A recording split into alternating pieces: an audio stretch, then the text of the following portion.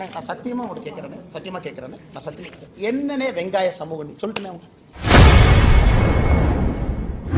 சமூக நீதி குறித்து பேசுவதற்கு திமுக தயாரா என பாஜக மாநில தலைவர் அண்ணாமலை பகிரங்க சவால் விடுத்துள்ளார். மேலும் எத்தனை நாளைக்கு ஜாதி மத அரசியல் பேசி வண்டி ஓட்டுவீர்கள் என கொந்தளித்துள்ளார்.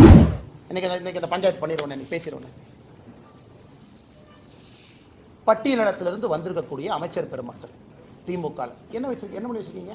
மொத்தம் இருக்கிறதே 35 அமைச்சர்.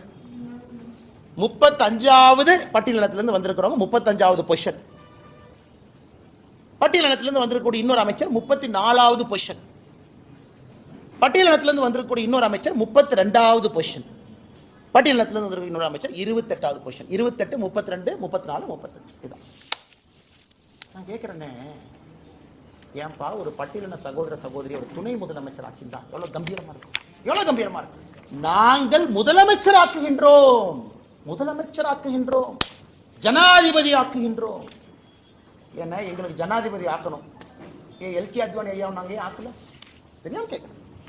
பொருத்தமானவர், கட்சியினுடைய ஐடியோலால். நீங்க யாரா பிரதீபா பட்டீல் அம்மா வாக்குனீங்க? காங்கிரஸ் கேட்கறீங்களா? சமூக நீதி பத்தி பேசுறதுக்கு வெட்கப்படணுமையா நீங்களா?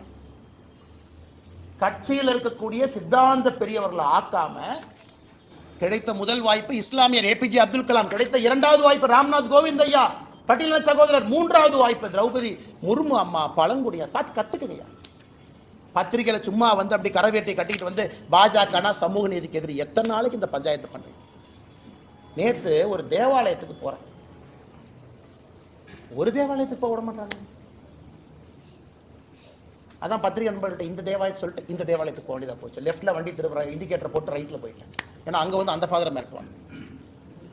ஒரு சர்ச்சில் போய் ஒரு கிறிஸ்மஸுக்கு அவர்களுக்கு வாழ்த்து சொல்லி 1 மணி நேரம் மாஸ் அட்டன் பண்ணுறதுக்கு எத்தனை போலீஸ் போட்டு வச்சிருக்காங்க? 1000 போலீஸ் போட்டு வச்சிருக்காங்க. அதெல்லாம் இந்த அண்ணா யூனிவர்சிட்டி பக்கம் திருப்பி இருந்தீங்கன்னா எவ்வளோ நல்லா இருக்கும். நல்லா கேட்குறேன். பாஜகனா இப்படித்தான் அடைச்சி வச்சிரு. அதை யாராச்சும் உடைக்க முயற்சித்தாங்கன்னா முதல்ல அவர் அடைய. சமூக நீதி பற்றி கேட்குறேன். ஆனால் சமூக நீதியை பற்றி வர சொல்லுங்க. நான் திமுக யாரை வேணாலும் பேசுவேன். ஒரு அமைச்சர்ல இருந்து மேலே யாரோ வர சொல்லுங்க. நீ சமூக நீதி என்ன பண்ணியிருக்க பேசுவோம், நாங்கள் என்ன பண்ணியிருக்கோம் பேசுவோம். தமிழ்நாடு மக்கள் பார்த்து முடிவு. அங்கே சமூக நீதிக்கு எதிரி எதிரி எதிரி தொடர்ந்து நீங்கள் பேசுறீங்க. வந்து பேச பார்க்க என்ன எதிரி? தமிழ்நாட்டில் $470 மில்லியன் எக்கானமி, 500 மில்லியன் கீழே இருக்கும், ½ ட்ரில்லியன் கீழே இருக்கும்.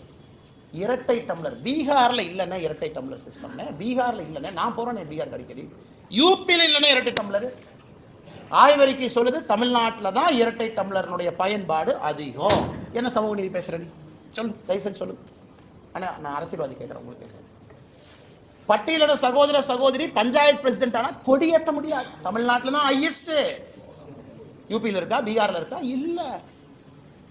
எத்தனை நாளைக்கு இதை பேசி பேசி ஜாதி அரசியல் பண்ணி மத அரசியல் பண்ணி வண்டி ஓட்டுவோம்? காலைல 10 மணிக்கு பார்ப்பேன். நன்றியா? நன்றி. செய்திகளை உள்ளது உள்ளபடி தெரிந்து கொள்ள ரெஃப்ளெக்ட் நியூஸை சப்ஸ்கிரைப் பண்ணுங்க.